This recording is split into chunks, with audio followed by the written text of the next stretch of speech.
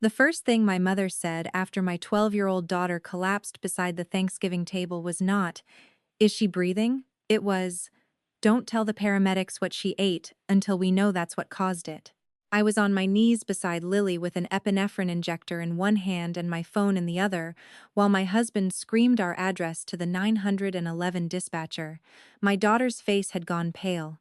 Her lips were swelling. She was trying to pull air through a throat that suddenly seemed too small for it. 23 relatives stood frozen around my mother's dining room. My older sister, Heather, was crying. My stepfather kept saying, "What happened?" And my mother, Patricia, was reaching across the table for the dessert plate Lily had dropped. "Leave it alone," I shouted. She ignored me. "Mom, don't touch that. I'm just moving it. Don't touch it." That was when she looked at me, not frightened, not confused, but angry. Angry that I was making a scene. Angry that the room had stopped listening to her. Angry that a Thanksgiving she had spent 3 weeks staging for Facebook was becoming something she could not control. The ambulance arrived 7 minutes later. By then, Lily had vomited. Her breathing sounded wrong, and my husband Ryan was holding her while I kept telling her, "Stay with me, baby, stay with me." As the paramedics loaded her onto a stretcher, one of them asked the question I had been dreading.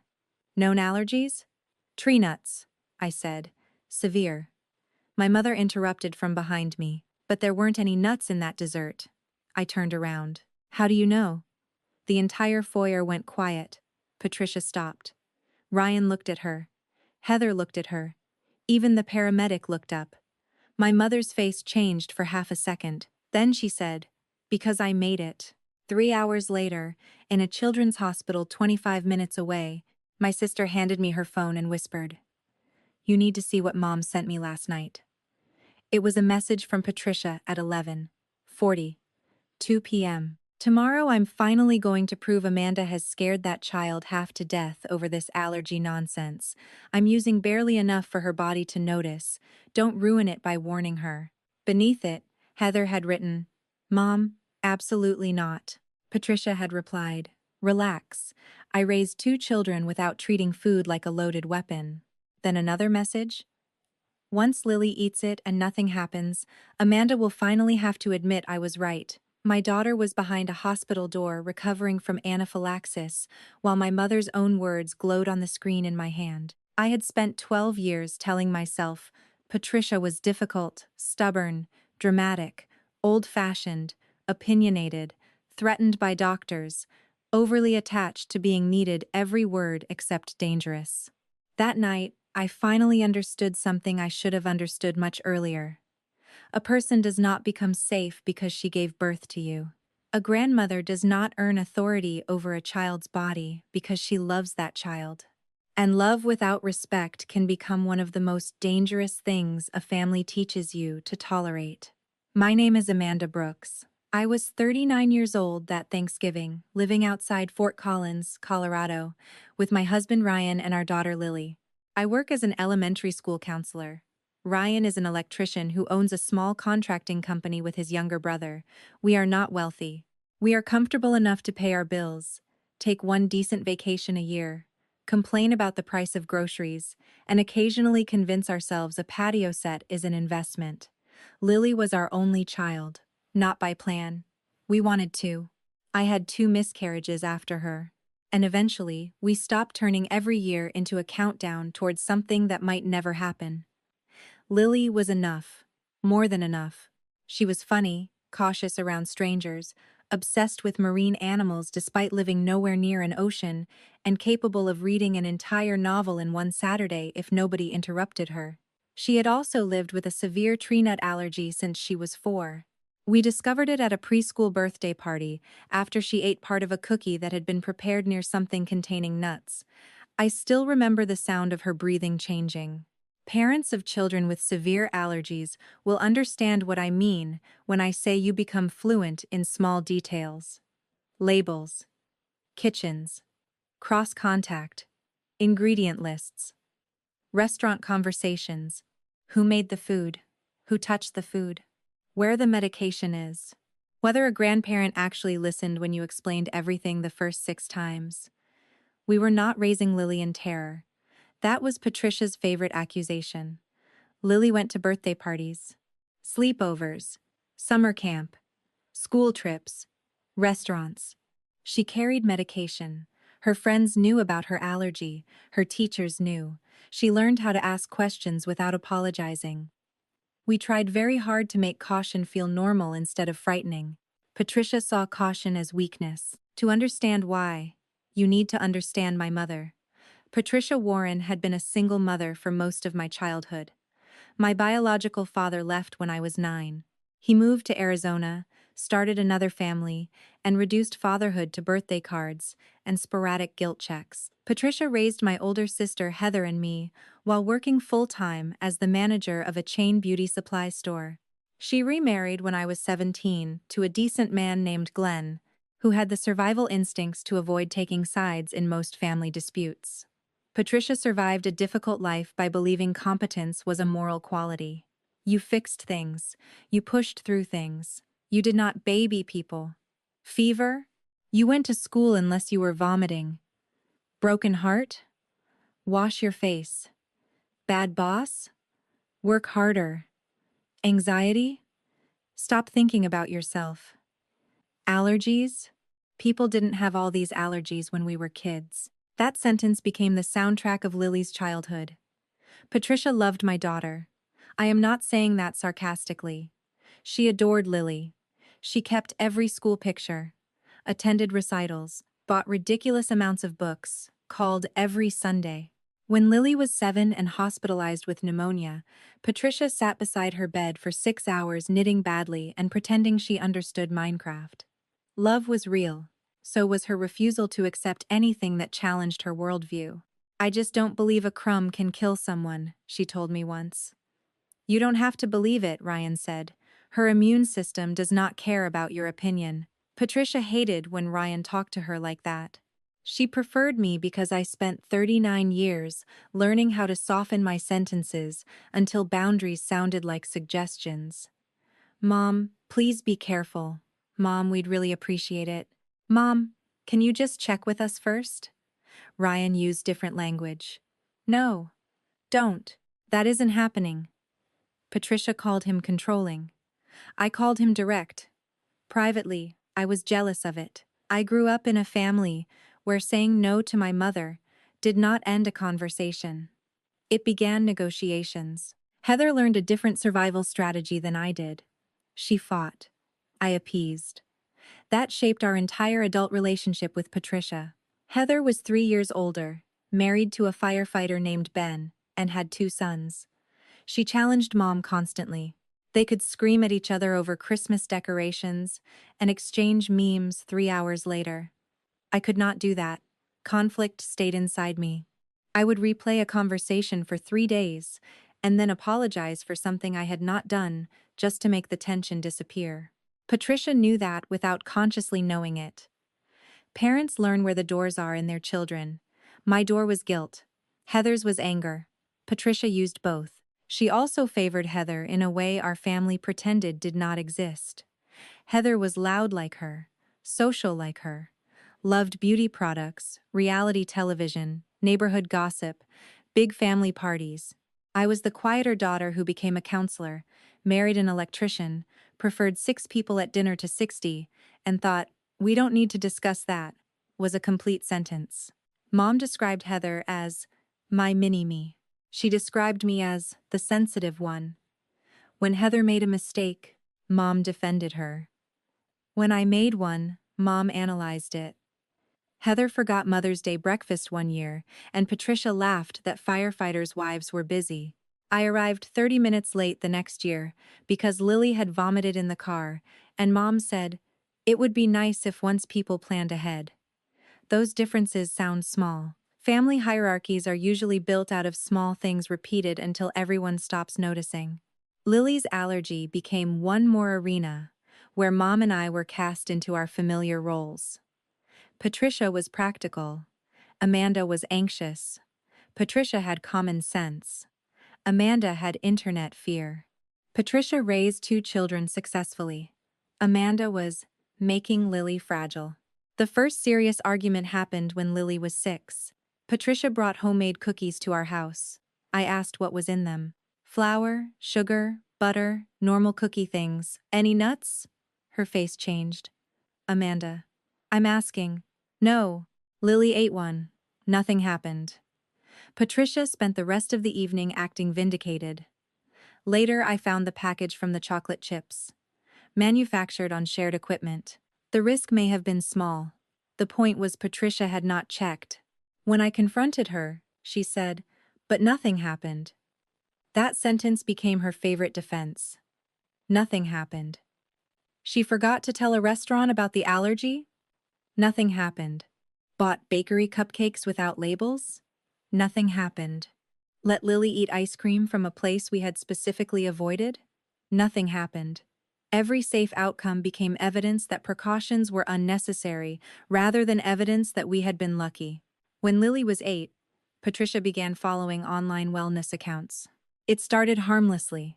Skin creams, supplements, natural cleaning products, then detox teas, hormone balancing, food sensitivity groups. She retired at 61 and suddenly had 6 free hours every day to become an expert on topics she had discovered the previous Tuesday.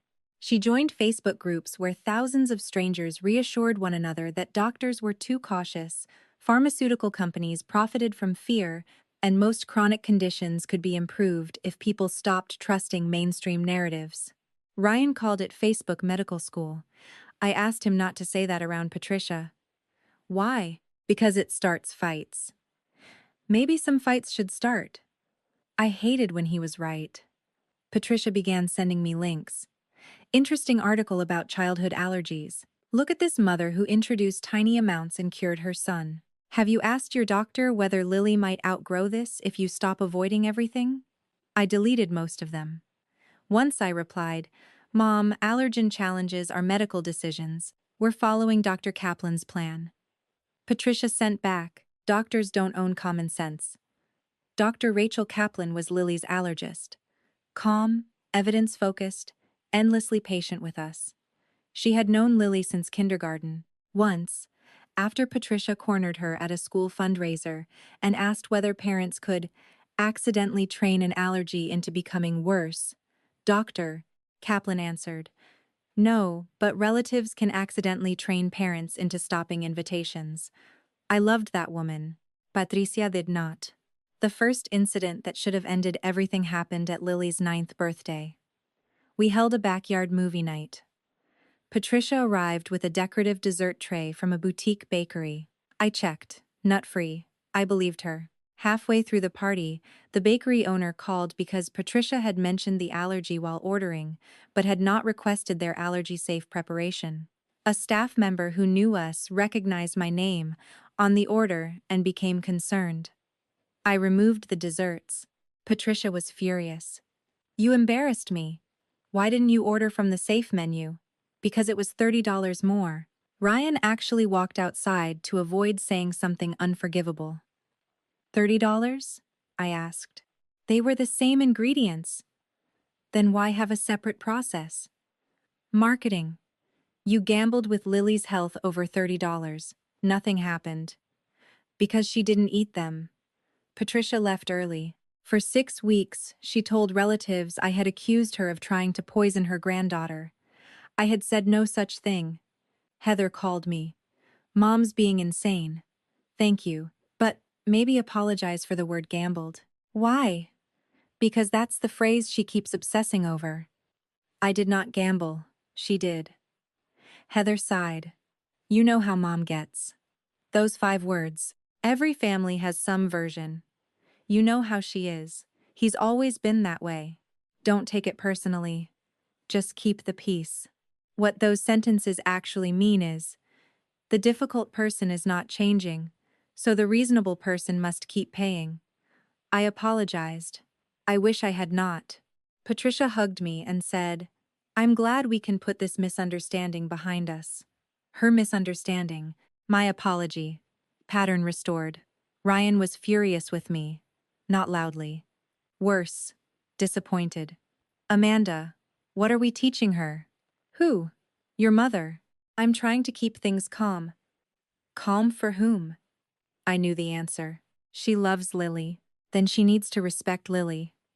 She does. Ryan stared at me. You believe that? I started crying. He softened immediately. Hey, I don't know what you want me to do. I want you to stop acting like the only choices are cutting your mother off forever or letting her keep testing the fence. He held my hands. Boundaries aren't punishment. I knew that professionally. I taught children and parents that every week. Knowing something in your office and living it in your mother's kitchen are different skills. We made stricter rules. Patricia could not bring homemade food for Lily. No unlabeled bakery items. No supplements or wellness products. She needed approval before giving Lily anything edible. She complained. So, I can't even be a grandmother without permission?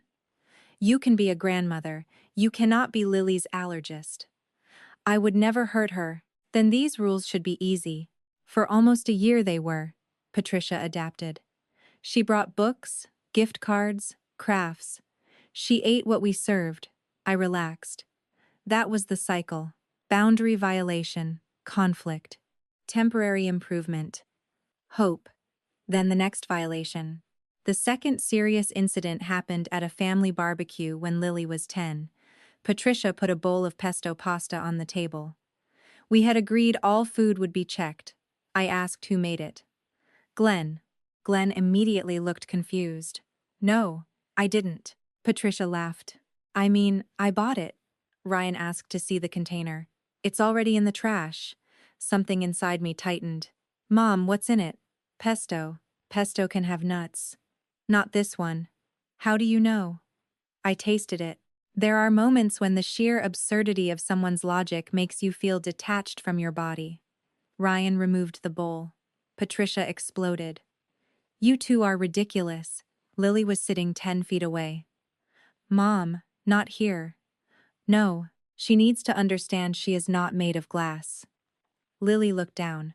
Stop, I said. You're training her to panic around food. Ryan stood. We're leaving, Patricia laughed. Of course you are. Run away from another dinner. Ryan. He looked at me. Amanda. His voice said, decide. I packed our things. In the car, Lily said nothing for 10 minutes. Then she asked, Does Grandma think I'm faking? My heart broke. No. She acts like it. She thinks your allergy is real. She just doesn't understand how serious it is. Lily stared out the window. Then why doesn't she listen? Children ask questions that remove the comfortable middle ground adults create. I don't know. That night I sent Patricia a message. We are taking a break from family meals at your house. Lily needs to feel safe around people who prepare her food. This is not punishment. We love you. But until you can follow the rules without debating them in front of her, visits will happen at our home or in public places where Ryan and I control the food. Patricia called 12 times. I did not answer. She sent messages. You are weaponizing my granddaughter.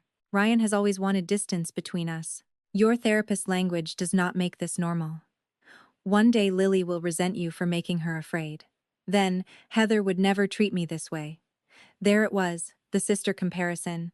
I did not respond. Heather called. She dragged me into it. I told her not to. Thank you. She's furious. I know. She said she might just stop trying. I cried after the call. Part of me wanted Mom to keep trying. That was the problem. Toxic family relationships survive partly because some version of the relationship is genuinely precious. I remembered Patricia doing my hair before school dances, sitting beside me during labor with Lily, taking 3 days off when I had postpartum complications. I remembered her singing badly in the car, making pancakes shaped like animals, driving through a blizzard to attend my college graduation. When someone has loved you well in some moments, you keep trying to use those moments as evidence against the ones where they hurt you. 6 weeks later, Patricia apologized. Sort of. I am sorry the barbecue became stressful, Ryan asked. Are you sorry you served food without checking it? She stared at him. Yes. Are you willing to stop debating the allergy? Yes. Including with Lily? Yes. And no surprise food? Fine. I invited her back slowly. Supervised visits, restaurants we chose, family events where we controlled Lily's plate. For several months, things improved. Then Heather's life changed, and Patricia's need to feel like the central mother of the family grew stronger. Heather's husband Ben was transferred to Denver. They moved almost an hour away from Patricia instead of 20 minutes. Her boys became busy teenagers. Heather went back to work full-time. Suddenly, Mom had fewer spontaneous visitors, fewer calls, fewer people needing her. She began pushing harder for time with Lily. Why can't she sleep over anymore? Because we're not comfortable with it. She's 12, Amanda. Exactly. Heather's boys stayed here constantly. Different children, different needs. There you go again, treating Lily like a patient. She has a medical condition. She has a mother with anxiety. I ended the call. That was new. Patricia called back. I did not answer. She left a voicemail saying, "This is what Ryan has done to you." Another pattern. Any boundary I created was proof somebody else had corrupted me. By then, Lily had begun noticing. Why does Grandma blame Dad for everything? Because it's easier than believing I disagree with her. Do you disagree with her? Yes. Then tell her. Again, children. A few months before Thanksgiving, Patricia started posting vague things on Facebook. Grandparents are being erased from families because young parents believe social media doctors more than lived experience. Children need resilience, not fear. There is a difference between protecting a child and teaching helplessness. She never named me. She did not need to. Family members knew. Church friends knew. Heather asked her to stop. Patricia said, "If Amanda sees herself in general advice, maybe that means something." I blocked her posts from my feed. She noticed. "Did you unfollow me?" "Yes." "Why?" "Because your posts upset me. Truth often does." "Mom, this conversation is over. You can't censor me." "I didn't. I changed what enters my phone."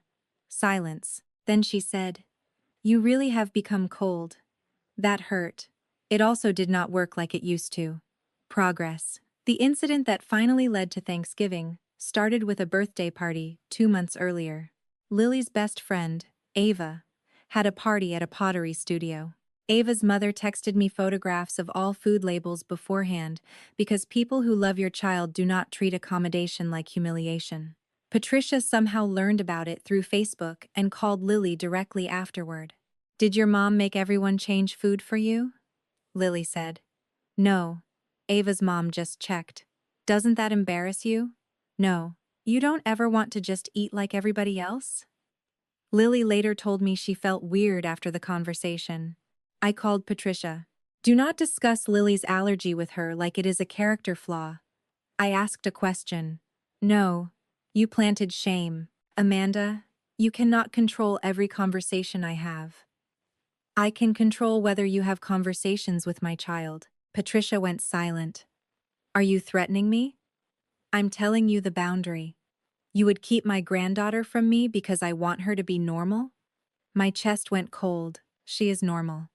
You know what I mean." "No, I don't think you do." We stopped direct phone calls between Patricia and Lily for a month. Patricia lost her mind. Heather became the middle person despite begging not to. "Mom says you're punishing her." "I'm not discussing this through you." "Good, because I'm exhausted." "Sorry." "Don't apologize. Just know she's telling people Ryan monitors Lily's phone." "Of course she is." Then Heather said something that mattered. "Amanda, she's getting worse." "What do you mean?" "More obsessed. She sends me videos about allergy exposure now." "She sends me those too." "No. She's talking like she wants to prove something." I felt uneasy. "What did she say?" "That if Lily had one experience where nothing happened, it would break the fear cycle." "Heather." "I told her that's insane." "Did she say she'd do anything?" "No." "Send me screenshots." She did. I showed Ryan. His face hardened. "She's done." "Ryan." "No."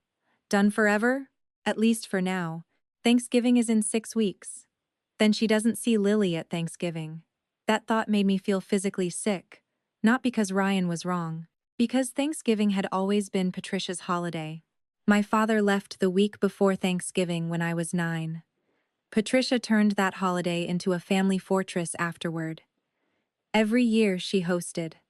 Same stuffing, same ugly turkey platter, same prayer before dinner, same photograph on the staircase. The idea of not going felt like breaking something older than the current conflict. Ryan understood. We can go without Lily. That's worse. We can host. Mom would never come. Then that's her choice. I hated every option. So I did what people like me do when every clean decision feels painful. I compromised. We would attend Thanksgiving at Patricia's house under strict conditions. Ryan and I would bring Lily's entire meal and dessert.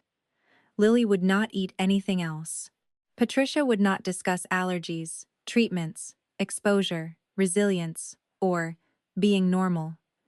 No food gifts, no private conversations with Lily. If she argued once, we would leave. I sent the rules in writing. Patricia replied, I cannot believe we need a contract for Thanksgiving.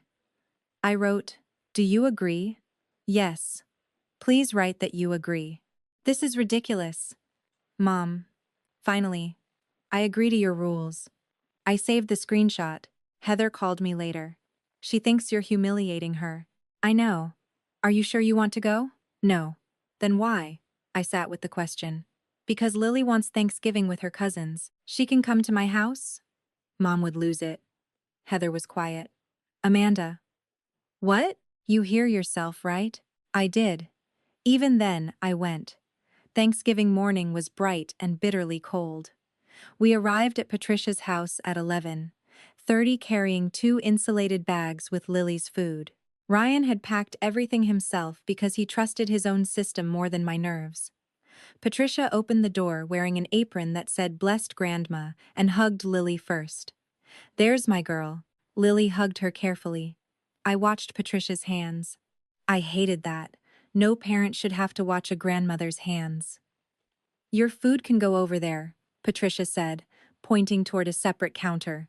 I made a little sign so nobody touches it. I looked. Lily safe food. My eyes filled. Thank you, Patricia smiled. See, I can follow rules. For one stupid, hopeful second, I thought maybe we were going to be okay. Family arrived. Heather, Ben, their boys. Glenn's daughter from his first marriage. Aunts. Cousins. Neighbors. By 23 people were in the house. Patricia was happy in the center of it all. She had decorated beautifully. Candles were unscented because we had requested it. She posted a photo of the table on Facebook. Nothing matters more than family coming together despite differences. I saw it and almost laughed. Despite differences was how Patricia described every conflict where somebody had asked her to stop doing something harmful. Dinner itself went surprisingly well. Lily ate from her plate. Nobody commented. Patricia asked about school instead of health. Ryan relaxed enough to have a beer with Ben. I thought, maybe this was the reset. Maybe boundaries had worked. Then dessert came. We had brought Lily a slice of chocolate cake from an allergy-aware bakery we trusted. Patricia had made pumpkin pie, apple pie, and what she called Grandma's chocolate cloud, a layered chocolate dessert in individual glass cups. Family recipe, she announced. I had never seen it in my life. She placed one in front of every grandchild except Lily. Lily did not care. She had her cake. Then Patricia said, Wait. I almost forgot. She disappeared into the pantry and returned holding a small white dessert cup with a blue ribbon tied around the spoon. For Lily, every muscle in Ryan's body tightened. No, Patricia smiled. It's safe. She has dessert. I made this separately. Mom, I said. We agreed. It contains nothing on her allergy list. She's not eating it. Patricia's smile became strained. 23 people had gone quieter. This was exactly how she operated best, public enough that saying no felt rude. Amanda, I made a separate dessert in a completely clean kitchen setup just for her. Thank you, she still has her own. Lily looked uncomfortable. Mom, it's okay. I can just eat my cake. Patricia's face changed. Sweetheart, Grandma spent 2 hours making yours. There it was. Guilt moving toward my child. Mom, stop. I'm not doing anything. Heather said. Patricia, let it go. Mom snapped. Nobody asked you. Glenn stared at his plate. Ryan reached for Lily's dessert container.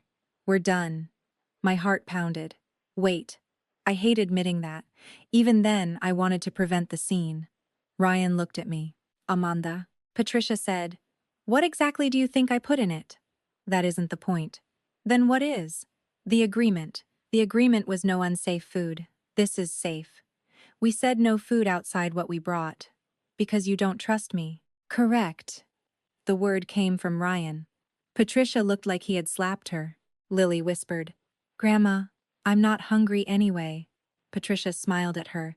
You're only saying that because they've scared you. The table went dead silent. My chair scraped backward. We are leaving. Patricia's face hardened. Of course you are. You always leave when someone challenges you. Get your coat, Lily. Lily stood. Then something happened. I still wish I could undo. Patricia picked up the little white cup. Fine. She peeled back the decorative cover, dipped a clean spoon into the top, and ate a bite herself. There. She swallowed. Safe. I stared at her. That proves nothing. It proves I didn't poison it. Heather stood. Mom, stop. Patricia looked at Lily. You trust Grandma, don't you? Lily's face crumpled. That question. Not is this safe, do you want it? But do you trust Grandma? She turned food into a loyalty test. Mom, I said. Don't answer that, Lily. Patricia sighed dramatically. See? She can't even think for herself. Lily burst into tears. Ryan moved beside her. We're going. Then Patricia said the sentence that changed everything. I made the exact same dessert for her last month and she ate it. I froze. What? Patricia stopped. Heather's eyes widened. Mom. What are you talking about? I asked. Nothing. You said she ate it last month. Lily looked confused. I didn't eat it Grandma's last month. Exactly, I said. Patricia's face had gone pale. I meant something similar. When? Amanda, stop interrogating me. When did Lily eat food you made without us knowing? She would not answer. Ryan stepped closer. Patricia. Glenn finally spoke. Patty, answer them. She looked trapped. At Heather's. Heather recoiled. What? When you had everyone over after the boys' game. Heather stared. Lily wasn't there. She stopped by with Amanda. I remembered. 3 weeks earlier. We had dropped off birthday cards and stayed 15 minutes. Lily drank water. Ate nothing. Or so I thought. Lily suddenly said, Grandma gave me a chocolate spoon. My stomach dropped. What chocolate spoon? She said it was safe and not to make a big deal because you'd ask 100 questions. Ryan whispered something I will not repeat. Did you eat it? A little. Did anything happen? My mouth felt funny. My world narrowed. You told me your mouth felt weird after soccer. I thought it was dry, Patricia said quickly. And she was fine. There it was. Nothing happened. The family motto. Ryan looked at me. We're leaving now. I agreed. Completely. No more negotiation. I reached for our bags. Patricia said, This is insane.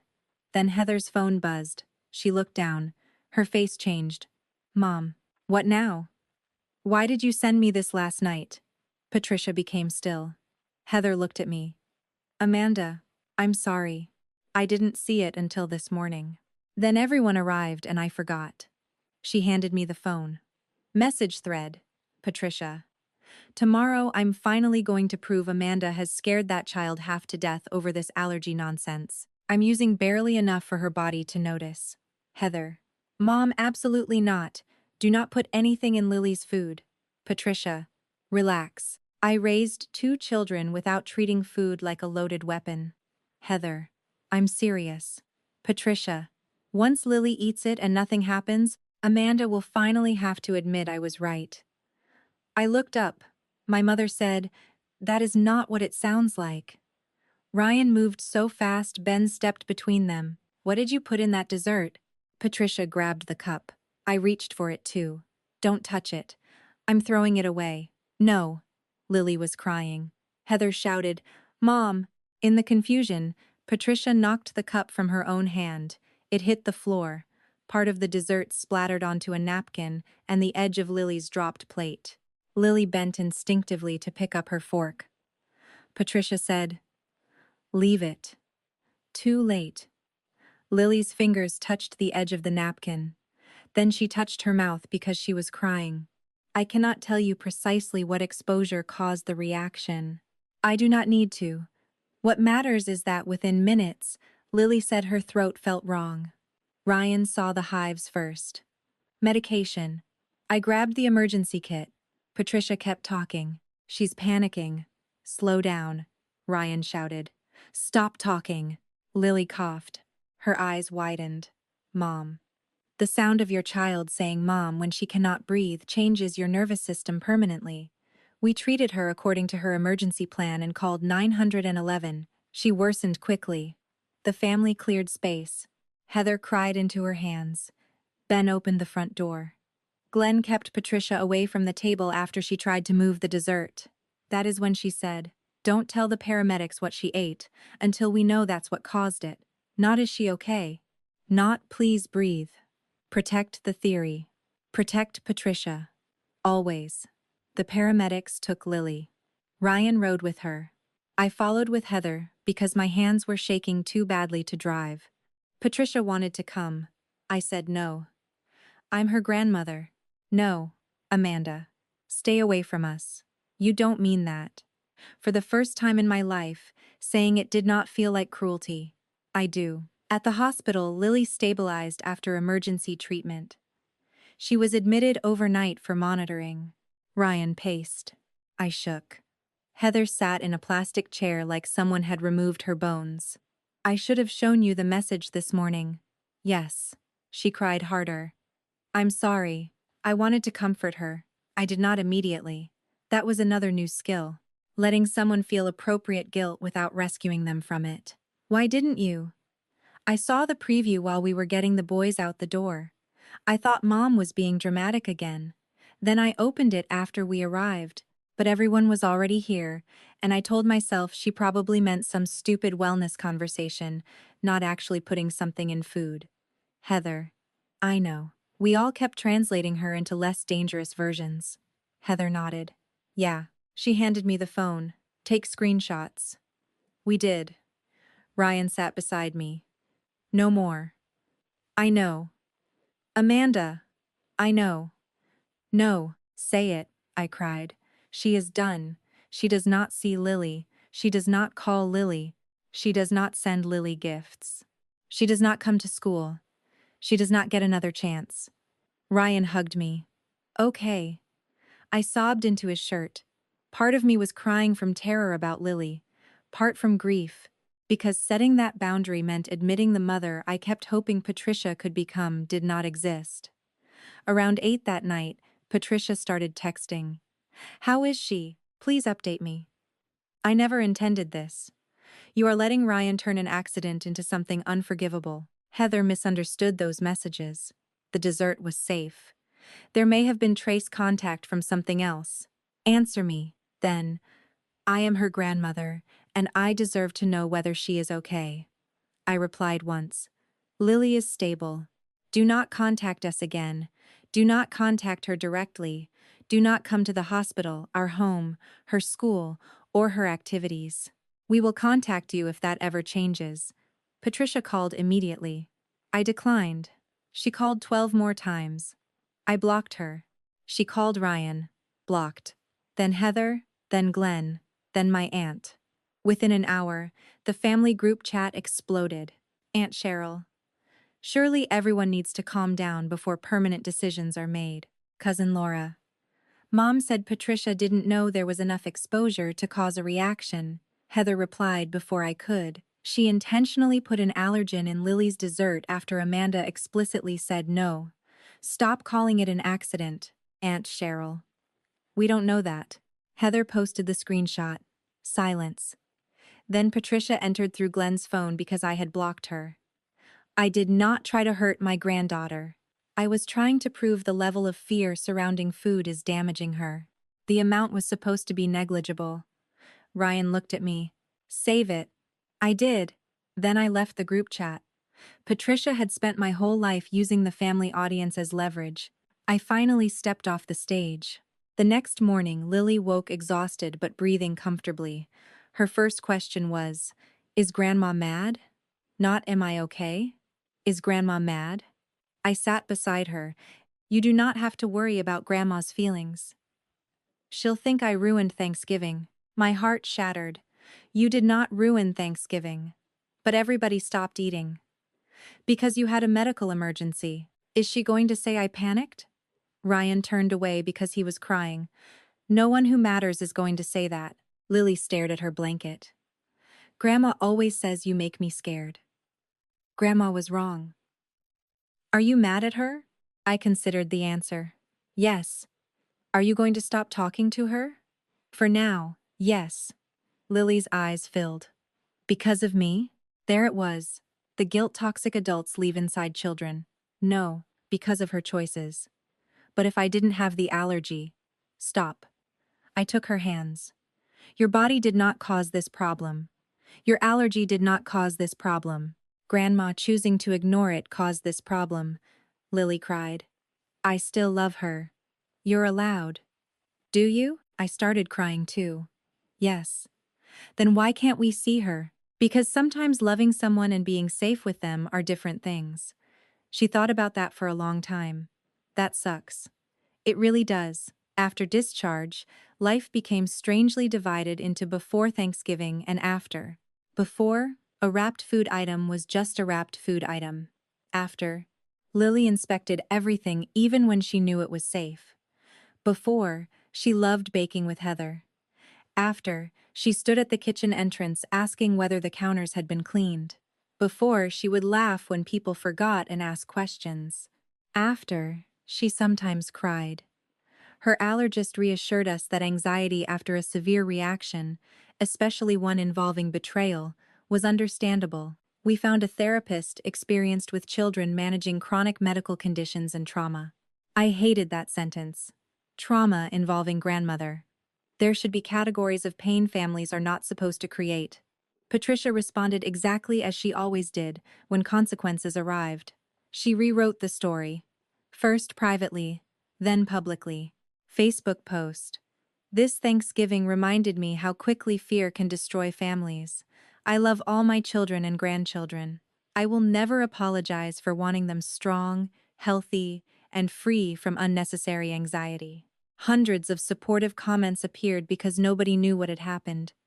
Praying for reconciliation. Grandparents are treated terribly these days. Young parents think Google knows more than mothers. I wanted to post the screenshot. Ryan stopped me. Who are you trying to convince? Everybody thinks I'm cruel. Do they raise Lily? No. Then let them think. Hard. Necessary. Patricia posted a photograph from Thanksgiving taken before dessert. Lily smiling beside her. Caption. No one can erase real love. I almost vomited. Heather called her. Take that down. Why? Because Lily didn't consent. She's 12. Exactly.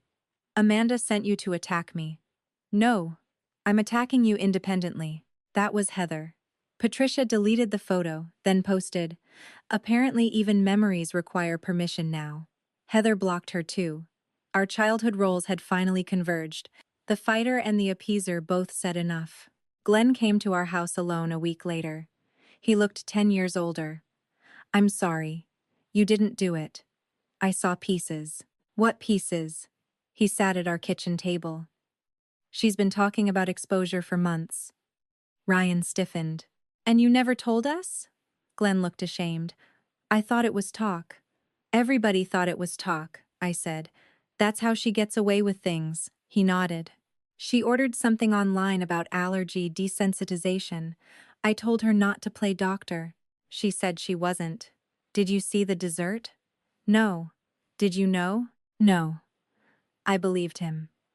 Then he said, she keeps saying she didn't expect Lily to react like that. Ryan's voice went cold. So she expected some reaction. Glenn looked down. Yeah. Silence.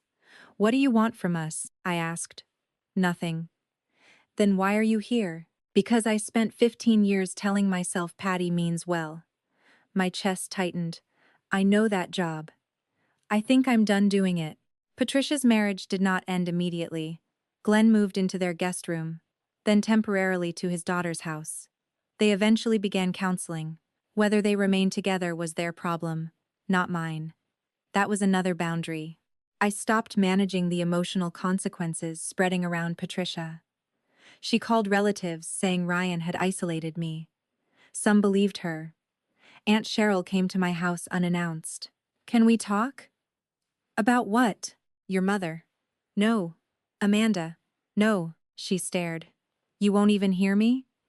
I have spent my life hearing explanations for Mom. She's devastated. So is Lily. Of course, but Patricia is your mother. And Lily is my daughter, Aunt Cheryl sighed. Nobody is asking you to choose. I almost laughed. That is exactly what you're asking. I'm asking you not to throw away your mother over one mistake. A mistake is grabbing the wrong dessert. Planning to test an allergen on a child after being told not to is a decision. She didn't want Lily hurt. Intent does not make her safe. People deserve second chances. She had dozens. You sound like Ryan. There it was. I smiled sadly. No. For the first time I sound like me. I closed the door. My hands shook for 10 minutes afterward. Boundaries do not always feel empowering. Sometimes they feel like committing a crime against the version of yourself trained to keep everybody comfortable. Patricia kept trying. Letters. Flowers left with neighbors. Christmas gifts mailed without return addresses. We returned everything unopened. She asked Heather to deliver a bracelet for Lily. Heather refused. Mom, stop sending things. It isn't food. That isn't the point. Then what is the point? Consent. Patricia laughed. You girls learned that word and now everything is abuse. Heather hung up. By Christmas, we skipped the extended family celebration completely. That hurt. Lily missed her cousins. We invited Heather, Ben, and the boys to our house Christmas Eve instead. Ryan's parents came Christmas Day. It was smaller, quieter. Nobody took a group photograph for Facebook. Nobody made vague speeches about forgiveness. Lily opened 3 gifts. Before each one she asked who packed it. Nobody acted offended. Ben said, "Good question." Her cousin Mason, not my husband Mason, Heather's older son, opened one of his own packages dramatically and announced, "I have verified this contains socks and disappointment." Lily laughed so hard she cried. I remember looking at her and thinking this is what safe family sounds like. Not perfect, not silent, safe. January brought another layer of pain. Heather confessed something. We were sitting in my car after coffee. Mom favored me. I looked at her.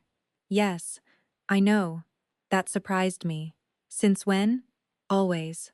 Why did you never say anything? Because being the favorite is comfortable. Honest. Brutal. I thought you didn't notice. I noticed. Why didn't you call it out? Heather stared through the windshield. Because every time Mom compared us, I got something. More help, more approval, more access. And I told myself you preferred being independent. I laughed bitterly. That sounds familiar. I know. Did you believe it? Sometimes. And now? Now I think Mom called you sensitive because it made your reactions easier to dismiss.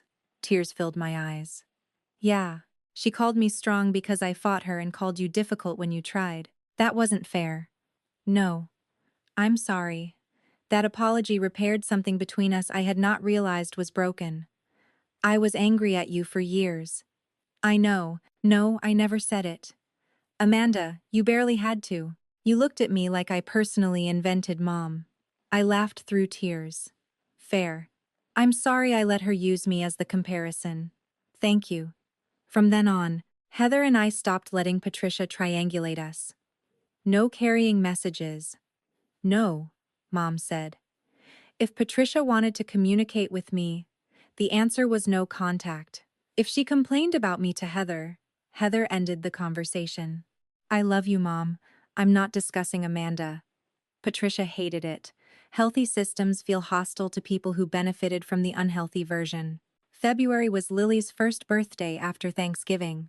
She turned 13. She asked for no family party.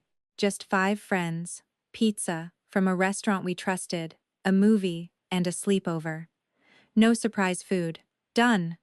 No grandma. Done. She looked relieved and guilty simultaneously. Is she going to know it's my birthday? Yes. Will she be sad? Probably. Do I have to feel bad? You can feel anything. You do not have to do anything about it. She nodded. Patricia mailed a card. We had agreed with Lily's therapist that Lily could decide whether she wanted to see mail. Do you want it? I asked. Is there anything inside? I don't know. Can you open it first? Yes. I opened it. Only a card. Long message. Grandma loves you. Grandma made a mistake trying to help. One day I hope you will understand that adults sometimes disagree about what is best for children. No actual accountability. I showed Ryan. No. Lily can choose. Amanda. I know, I thought. Then asked myself a new question. Would showing this help Lily or make me feel like I had been fair to Patricia? The answer was uncomfortable. I put the card away. Lily asked later. Did Grandma send something? A card. Was it an apology? I did not lie. Not really. Then I don't want it. Okay. She went back to painting her nails with Ava. No collapse, no drama. Choice. Months passed. Patricia's public campaign eventually lost energy because we stopped feeding it. People became bored. Some quietly learned the truth. A woman from Mom's Wellness Group contacted Heather after seeing one of Patricia's vague posts. She sent screenshots of conversations dating back months before Thanksgiving. Patricia asking questions like, how much exposure would be enough for someone to notice but not have a serious reaction? And, can fear trigger symptoms people mistake for allergies? The woman had responded repeatedly that she was not qualified to advise and that Patricia should talk to a physician. Patricia had said, doctors only teach avoidance. Reading those messages made me physically ill. Not because they revealed a master criminal plan. The opposite. They showed a stubborn woman slowly talking herself into doing something reckless because every person who warned her became further evidence that only she was brave enough to be right. That was more frightening to me than hatred. Hatred is easier to identify. Certainty can wear love's face. Ryan asked whether I wanted to confront her with the screenshots. No. Good. Really? What would she say? I knew. Context. Misunderstood. Research. Curiosity. Somebody twisted it. Nothing useful. Exactly. I saved them and moved on. Patricia eventually wrote me an actual letter. 8 pages. Handwritten. The first half was defensive. Her childhood. Her mother's fearfulness. How hard she had worked to raise Heather and me without making us victims. She explained that when Lily developed the allergy, Patricia experienced it as a judgment on her entire parenting philosophy. You began consulting experts for everything, and I felt like nothing I knew mattered anymore. That sentence helped me understand her without excusing her. She described feeling replaced by Ryan, threatened by Dr. Kaplan, embarrassed when we checked food she prepared, angry when Lily asked ingredient questions because Patricia heard distrust where Lily was practicing safety. Then the letter shifted. I have spent months saying I did not intend to hurt Lily. I think I focused on intention because the alternative is admitting I knowingly did something that could hurt her. I stopped reading and cried. The next paragraph. I wanted to be right more than I wanted to be careful. There. Finally. I believed if she ate a tiny amount and stayed fine, you would realize I had been right all along. I convinced myself that because I loved her, I could not possibly be endangering her. I now understand love did not protect her from my arrogance. I read that sentence 5 times. She apologized to me, to Ryan, to Heather for involving her, to Glenn, most importantly, to Lily.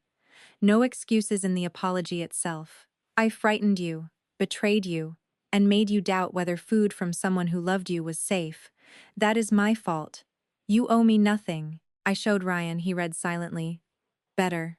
Yeah. Does it change anything? I wanted to say yes. I wanted my mother back. Not yet. Good. You don't think she can change? I think she can. Then why good? Because change does not require immediate access to Lily. That became our position. I wrote Patricia a short response. I received your letter. I believe this is the first time you have fully acknowledged what happened. Thank you. We are not reopening contact with Lily. Please continue respecting that.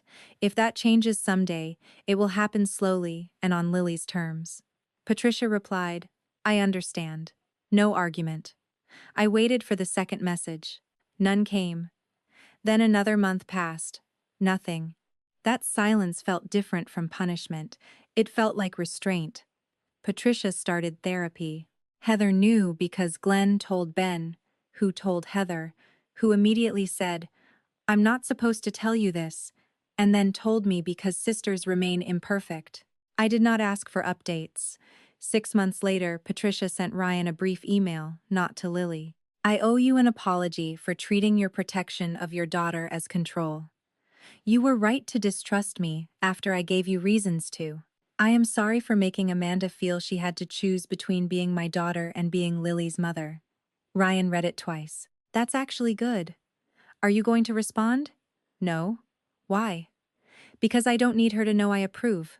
That was another lesson. Apologies are not applications for praise. The year after Thanksgiving became about rebuilding ordinary life. Lily regained confidence. She went to overnight science camp. We worked with staff. She packed her medication herself. She came home talking about stars, not fear. At restaurants, she began asking allergy questions without looking at us first. That was huge. She joined the middle school swim team. One day, a teammate apologized because her mother had forgotten and brought cookies. Lily could not eat. Lily said, It's okay. I brought something. Then came home and told me, I didn't feel weird. I cried in the laundry room so she would not see me. Her trauma did not vanish. Wrapped food remained hard for a while. Unexpected smells made her anxious, but fear became information again instead of command. On her 14th birthday, she chose a bigger party. 12 friends. Pool rental. Tacos. Cupcakes from the bakery she trusted. She asked to open gifts in front of everyone. Are you sure? Yeah. You can stop any time. Mom. Sorry. You're doing the thing. What thing? Making safety into anxiety. I stared at her. Wow. Dr. Kaplan says I'm wise. Dr. Kaplan is creating a monster. Lily laughed. At the end of the party, after friends left, she said, Did Grandma send anything? A card to me, asking whether she could send you a card. What did you say? I said I'd ask you. Lily thought. Okay. Okay, she can send one? Yeah, but no gift. You sure? Yes. I emailed Patricia. Lily is willing to receive a card. No gift, food, money, photos, or requests for contact. Just a birthday card. Patricia responded, Thank you for telling me. I will follow exactly what she asked. 3 days later, a card arrived. I opened the envelope first, with Lily's permission. Inside, Happy 14th birthday, Lily. I hope swimming is going well, and that 8th grade is kind to you. I am sorry I broke your trust. You do not have to forgive me or answer me. I love you. Grandma. That was all. Lily read it, cried, put it in her desk drawer. Do you want to respond? No. Okay. 6 months later, she asked, Do you think Grandma is different? I think she's trying to be. Does trying count? Yes. Enough? That's up to you. What do you think? I smiled sadly. Nice try. She rolled her eyes. At 15, Lily chose to have one supervised meeting with Patricia. That decision terrified me more than I admitted. Ryan opposed it initially. Why risk it? Lily answered him herself. Because I want to know whether I miss Grandma or the grandma I thought I had. 15 years old. We found a family therapist willing to supervise the first conversation. Neutral office. No gifts. No food. Patricia arrived early. Lily later told me she looked smaller. Patricia did not hug her until Lily offered. They sat. Patricia apologized directly. I believed being older meant I knew better. I was wrong. I used your body to prove an argument with your mother. I am sorry. Lily asked. Did you think I was lying? No. Did you think Mom was lying? No. Then why? Patricia cried. Because I thought everybody was exaggerating, and because admitting they weren't meant admitting I had been reckless for years. Lily asked. Were you trying to hurt me? No. But you knew it could hurt. Patricia's face crumpled. Yes. Honest answer. That's worse than if you forgot. I know. Lily cried too. I was scared to open presents because of you. I know. I hated that. I'm sorry. I don't trust you with food. You shouldn't. That answer mattered. After 45 minutes, Lily ended the meeting. Not Patricia. I'm done. Okay. Patricia did not ask for another date. Did not guilt her. Did not say I love you as a weapon. She simply said, thank you for seeing me. In the car, Lily stared out the window. How do you feel? Tired. Want to talk? No. Okay. 5 minutes later. I think she means it. Maybe. I'm still mad.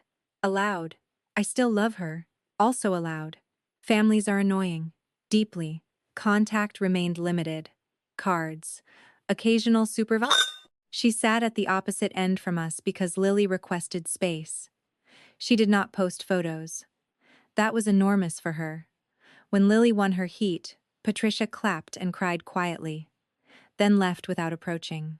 I almost felt sorry for her. That feeling scared me until therapy helped me understand compassion does not cancel boundaries. You are allowed to see somebody's pain without volunteering to end it. Patricia's consequences were not something I had to rescue her from. Heather rebuilt her relationship with Mom faster than I did. That was okay. Heather did not have a child Patricia had endangered. Different boundaries, same family. We stopped demanding identical forgiveness. Glenn eventually moved back home after Patricia spent almost a year in therapy. Their marriage survived. I was surprised. He told me once. I stopped protecting her from herself. How? When she says something wrong, I don't translate it for people anymore. That sounds familiar. Family business. He smiled. My relationship with Patricia never returned to what it had been. I stopped wanting that. The old relationship required me to doubt myself constantly. The newer one was smaller and more honest. I spoke with her occasionally after Lily was 16. Never about medical decisions. Never privately on Lily's behalf. When Patricia offered advice I did not request, I said, no thank you. When she pushed, I ended the call. The first time I did, she texted, I'm sorry. I crossed the line. No guilt. Progress. She stopped posting vague messages about family betrayal. Her wellness page disappeared completely. She told me she felt embarrassed looking back at it. Good, I said. She laughed. You've gotten mean. Clear. That word again. We both smiled. 3 years after the Thanksgiving incident, we hosted Thanksgiving at our house for the first time. Patricia was invited. Lily's choice. Not mine. I almost refused out of fear. Then remembered something important. Protecting Lily did not mean deciding forever what she was allowed to forgive. We created rules together. Patricia brought no food. She did not enter the kitchen while we cooked. She did not photograph Lily without asking. She did not discuss the old incident unless Lily raised it. Patricia agreed. She arrived carrying flowers for me, not Lily. No scent, she said awkwardly. I checked. Ryan almost smiled. Dinner had 18 people. Heather brought mashed potatoes.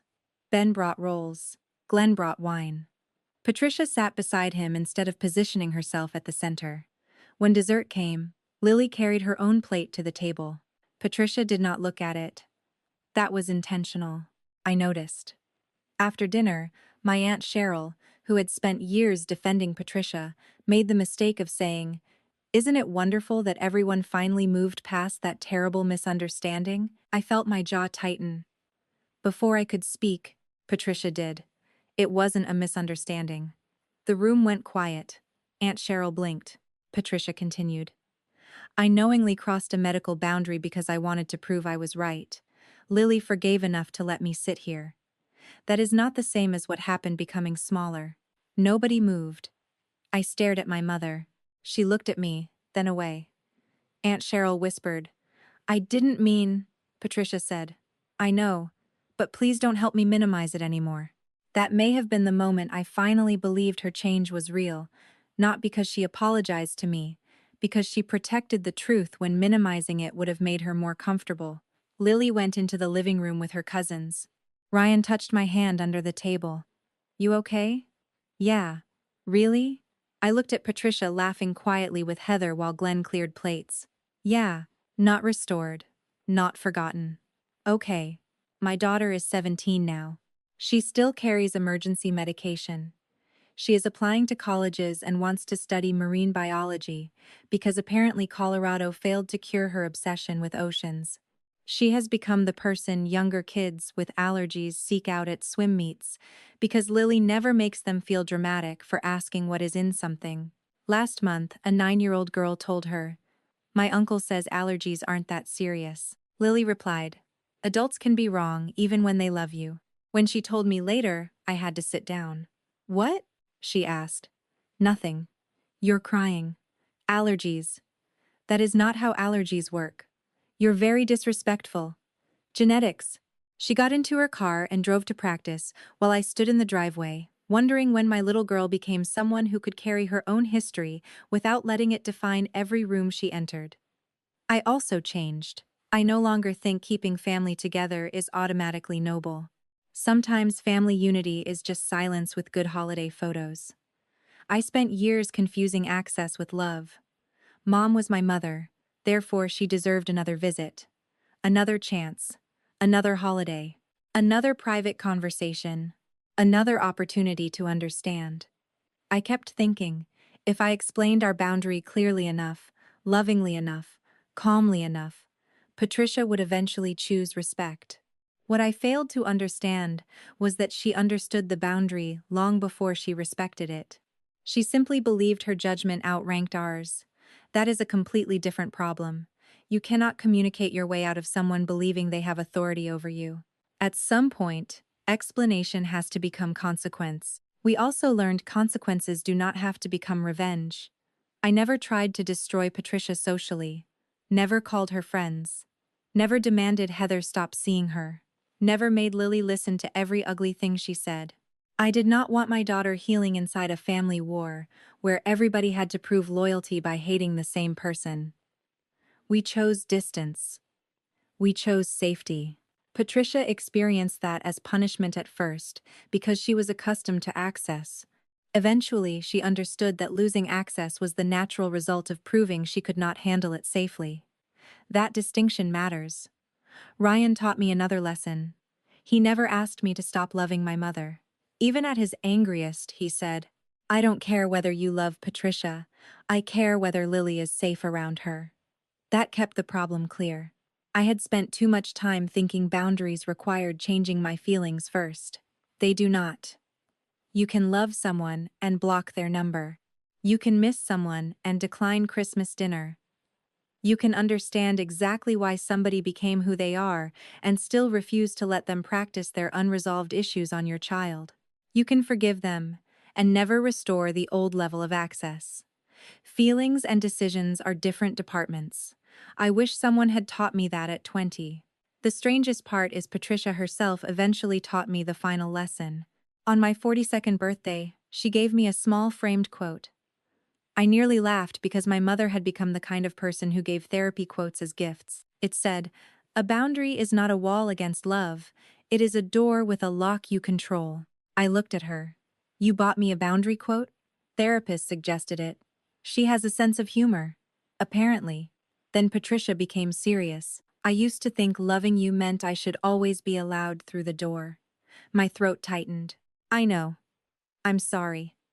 I know. Do you trust me now? Honest question. Hard answer. More. She nodded. Fair. Years earlier, she would have argued. More? After everything I've done? I'm your mother.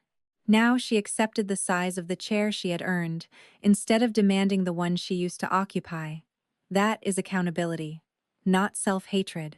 Not groveling forever. Living differently after the apology. I keep that little frame on a shelf in my office at school. Students sometimes ask about it. I tell them boundaries are rules you make for your own participation, not punishments you invent to control other people. That is counselor language. What I mean privately is simpler. The people who love you are still capable of hurting you. Their love does not become fake because they hurt you. Your pain does not become fake because they love you. Both can be true. The question is what they do after you show them the harm. Do they become curious? Defensive? Do they blame you? Do they change? Do they respect the closed door without trying every window? Patricia failed that test for years.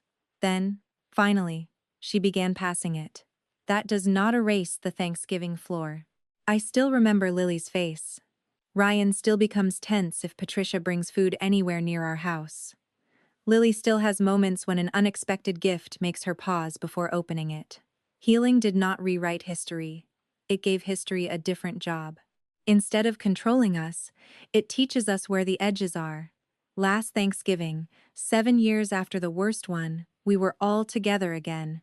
Not because tradition demanded it, because everyone was invited individually, and everyone chose to come.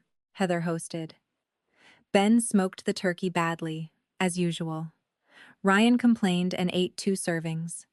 Patricia brought paper plates because she had been assigned exactly one task.